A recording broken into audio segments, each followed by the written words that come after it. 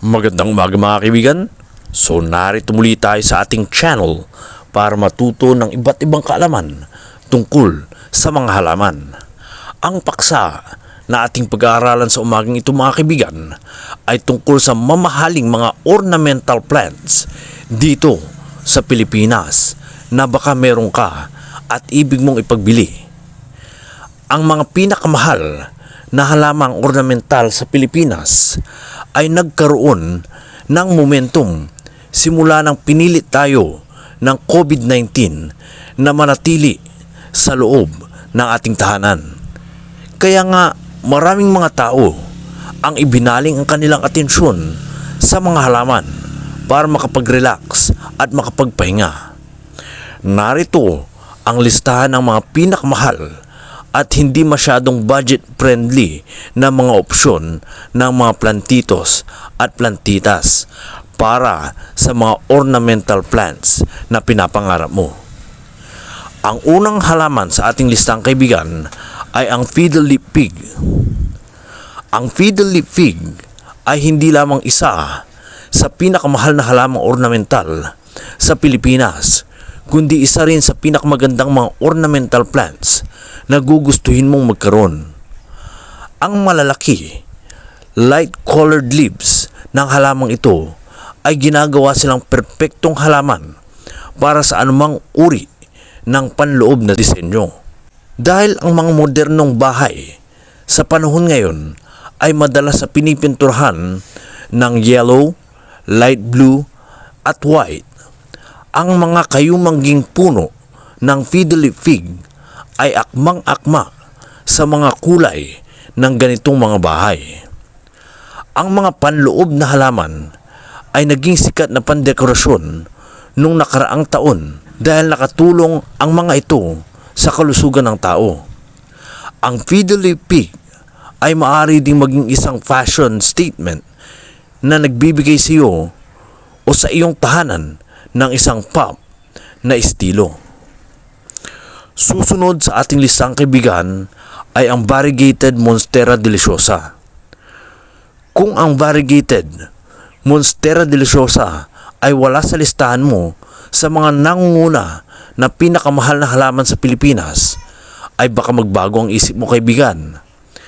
Dahil kailangan mong maglabas ng malaking halaga kung gusto mong magdagdag ng variegated Monstera sa iyong koleksyon. Habang ang katanyagan ng halamang ito ay mabilis na lumalaki, ang halamang ito ay kakaunti pa rin.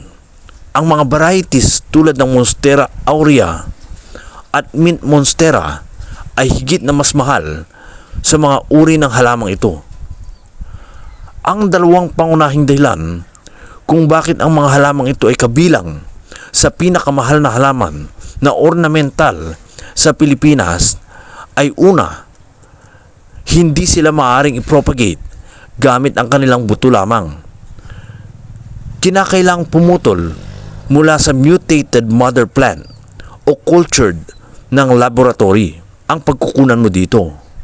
Ang limitadong supply na sinamahan ng mataas na demand ang siyang nagpapalaki sa presyo ng Monstera variegated. Ang isa pa sa dahilan kung bakit mahal ang halamang ito ay dahil sa delicacy ng halamang ito. Kaya't mahirap i-ship ng mga nagbibenta ng halamang ito ang ganitong uri ng halaman. Nangangahulugan din na hindi ito maaaring mapropagate ng madali. Ang ikatlong halaman sa ating listang kaibigan ay ang Monstera obliqua. Sa isang tingin sa Monstera obliqua ay mauunawaan mo kung bakit isa ito sa pinakamahal na ornamental plant sa Pilipinas. Wala itong malalaking dahon o kaakit-akit na mga kulay o nakakamanghang mga pumulaklak. Kung bakit ito ay kanais-nais ay dahil sa mga butas na dahon nito na parang delicate strip of lace. May iba't ibang kulay din ang vase ng red mambo. Ang susunod na halaman sa ating listang kaibigan ay ang Alocasia asalani. Ang Alocasia aslani na kilala din sa pangalang Red Mambo ay nagmula sa Malaysia at isa sa pinakamahal na ornamental plants dito sa Pilipinas. Ito ay lubhang mahirap makuha. Ang halamang ito ay hindi widely available online o sa anumang plant shop. May iba't ibang kulay din ang vase ng Red Mambo. Kabilang na dyan ang pula, rosas at lila. Ang kagandahan ng halamang ito ang pangunahing dahilan kung bakit ito ay palaging nasa listahan ng mga mamahaling halaman sa Pilipinas. At ang mga tao handang magbayad ng malaking halaga upang magkaroon lamang ng ganitong halaman sa kanilang koleksyon. Ang susunod na halaman sa ating listahan, kaibigan, ay ang variegated Philodendron minima. Ang variegated minima ay kabilang sa pinakamahal na halamang ornamental sa Pilipinas. Hindi lamang sa Pilipinas, kaibigan, napabilang din ito sa record ng New Zealand-based Trade Me dahil sa kanyang eye-watering price. Ang signatured features ng variegated minima ay ang mga nakakamanghang kulay na light green with deep globes and glossy na mga dahon nito. Habang ang typical na philodendron ay nasa murang bracket pa rin, ang variegated minima ay ibang-iba. Ang iba't ibang variegated minima ay kadalasang may distinct blocks, sticks at spots. Ang pinakamahal na pattern ay madalas mga blokes dahil ito ay extremely pleasing kapag nakita mo ang mga dahon nito na divided sa dalawang seksyon. Ito ay may 4 na dahon na may mapusyaw na berde sa kalahati at isa naman ay dilaw.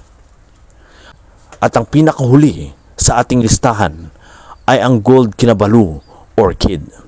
Ang pinakahuling halaman sa ating listahan, kaibigan, ay ang kinabalu orchid. Ang pangunahing dahilan kung bakit napakamahal ng halamang ito ay dahil sa pinapatubo lamang ito sa Malaysia sa pagitan ng Abril at Mayo. Ito ang dahilan kung bakit hindi ito nabigo na maitampok sa listahan ng mga mamahaling halaman sa Pilipinas noong 2020. Kaya't kung meron kang tanim na alinman sa mga halamang ito, kaibigan, ay mag-comment ka lang sa ating comment box at mapagkwentuhan natin yan at mapresyohan. So hanggang dyan na lang, mga kaibigan, ang ating video sa umagang ito. Kung gusto nyo pa ng ganitong mga videos tungkol sa halaman, don't forget to click the subscribe button at yung notification bell sa baba ng ating video para lagi kayong updated sa aking mga latest uploads sa aking channel.